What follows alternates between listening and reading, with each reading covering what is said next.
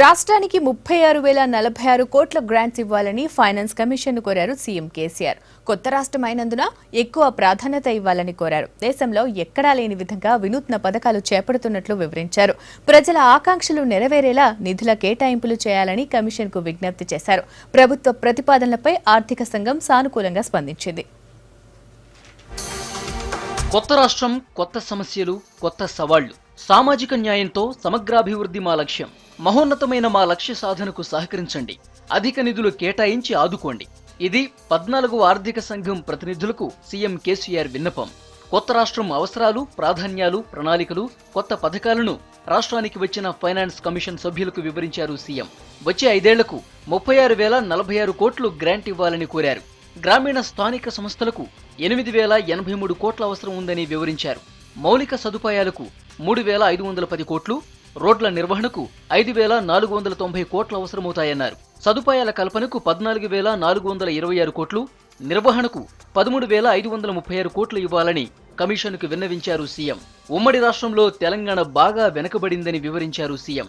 ఖమ్మం, మహబూబ్నగర్ జిల్లాలు బాగా వెనుకబడిన విషయాన్ని ఆర్థిక సంఘం ప్రతినిధుల దృష్టికి తెచ్చారు. ఈ విషయాన్ని ప్లానింగ్ కమిషనే తేల్చిందని గుర్తు చేశారు KCR. Fulfilling the aspirations of the people, which remained suppressed so far, is the major challenge before my government. We want to reinvent and reorient Telangana for this purpose. The institution of the Finance Commission has a formidable reputation of nurturing the spirit of cooperative fiscal federalism and successfully adjudicating the claims of the centre and states in a fair and equitable manner. Regional imbalances went on increasing because of the lopsided policies. Majority of the districts in Telangana is backward. 9 out of the 10 districts in the state are covered under the Backward Regions Grant Fund, that is the BRGF. The 12th 5-year plan document by the Planning Commission has categorized 2 districts in the state, namely Khammam and Mahbubnagar, as most hungry backwardness. ఏ శాఖ ద్వారా ఎలాంటి పథకాలు చేపడుతున్నారు ఆర్థిక సంఘానికి వివరించారు CM. భూ పంపిణీ కార్యక్రమంతో దళిత కుటుంబాలు మరింత అభివృద్ధి సాధించేలా కృషి చేస్తున్నట్లు చెప్పారు. 1,00,000 కుటుంబాలకు ఈ పథకాన్ని అమలు చేస్తున్నామన్నారు కేసీఆర్. మన ఊరు మన ప్రణాళికతో స్థానిక వనరులను ఉపయోగించుకునే విధంగా కార్యక్రమాలు తయారవుతున్నట్లు చెప్పారు. సమగ్ర కుటుంబ సర్వే సక్సెస్ అయిందని, 1,05,00,000 ఫ్యామిలీస్ ఉన్నట్లు చెప్పుకొచ్చారు ముఖ్యమంత్రి. చెరువుల పునరుద్ధరణ, హరితహారం, drinking water grid, Hyderabad safe city, గిరిజన సంక్షేమం వంటి కార్యక్రమాలు పోసగుచ్చినట్లు వివరించారు సీఎం. రాష్ట్రానికి మరిన్ని నిధులు కేటాయించేలా కేంద్రానికి సూచించాలని ఆర్థిక సంఘాన్ని కోరారు.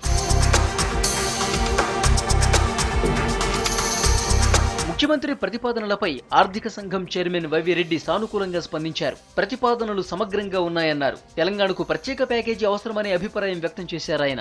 సర్కార్ సూచించిన అంశాలపై సోమవారం సంఘం సభ్యులు అభిజిత్ సేన్, ఎం గోవిందరావు, సుష్మనాథ్, సుదీప్ ముండేలతో చర్చిస్తామన్నారు. సాధ్యమైనంత ఎక్కువ సాయం చేయడానికి ప్రయత్నిస్తామన్నారు. That all fiscal resources have to be divided between the union and the state and among the states as a package.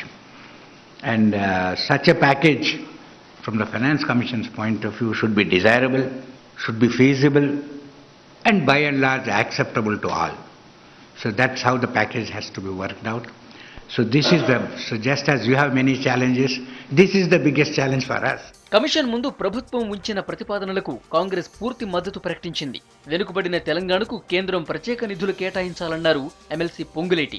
రాష్ట్రానికి ప్రత్యేక హోదా ఇవ్వాలని కోరారు. పెద్ద మనసుతో కేంద్ర ప్రభుత్వం, ముఖ్యంగా ఈ ఆర్థిక సంఘం తమ ప్రతిపాదనలు విశాల దృక్పథంతో వెనకబడ్డటువంటి తెలంగాణ రాష్ట్రం అనేక రకాలుగా పలు జిల్లాల్లో కూడా వెనకబాటు ప్రాంతం, అన్ని సర్వేల్లో కూడా రికార్డు ప్రకారం కూడా ఉన్నటువంటి నేపథ్యం.